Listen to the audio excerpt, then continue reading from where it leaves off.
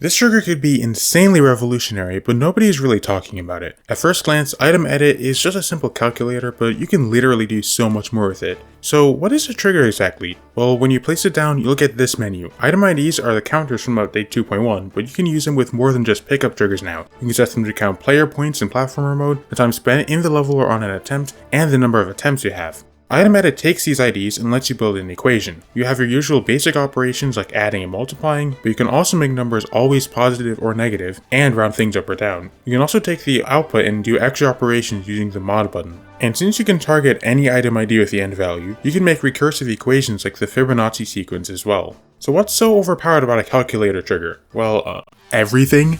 Every single game you play makes tons of calculations all the time. Your armor defense in Minecraft is calculated with a formula, just like your damage output in Terraria, enemy AI in Hollow Knight, and much more. In 2.1 Beat approximates this stuff with collision triggers, but it's far more consistent now. And with the new item compare and persistence triggers, you can make more interesting comparisons between item values and store them between attempts. This lets you compare the values of item IDs with the formula and activate groups accordingly. In Five Nights at Freddy's, the movement AI uses these sorts of comparisons to choose when the enemies move, so you can make something like that in GD now. Which means we can make real enemies and bosses with complex AI, which is absolutely insane. Now, unfortunately, item IDs make everything an integer, but there are ways around this. You can multiply everything by 100 or 1000 before doing calculations, then divide the final number back down again. And since timer IDs can take decimals, you can use them instead of item IDs to do operations requiring decimals, which is really nice. There is one last thing I want to show, and it demonstrates just how broken this trigger is. It's just a simple calculator, right?